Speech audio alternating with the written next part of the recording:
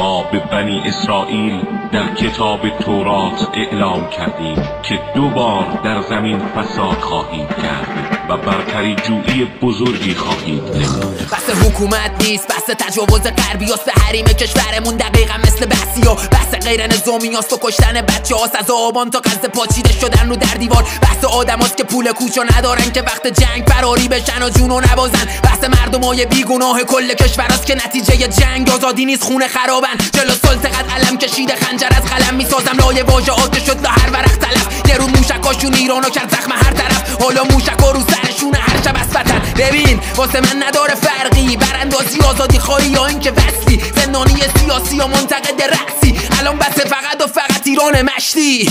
الله با همه القاب کریم و رحیمش بنی اسرائیل و همه جوره کرده نفرین. پدیگه طرفداری نداره قومی که کل تاریخش جنایت و قتل و جنگ و ننگ چرکین. من یه ایرانیم که خونش رو خسته ها زده، قبل بمب دشمن زیر فخر و بمب ماتمه، ولی بعد اولین موشک اسرائیل به ایران گفتم بنیامین نتانیاهو کس مادره. از این بدترم بشه پرشه از بیماری تنم، توی همینجا میمونم پای ایرانیتم تا مثل 8 سال جنگیدم به کل دنیاتون نشون بده معنی غیرت ایرانی منم. گفتین خلیج عرب و زدم قهقه، نتیجه گنده گوزی پارگی هم مخرج. حق دارید نتونید بگید خلیج پارسی، آخه ادبیات عرب نداره گچ پش مرده.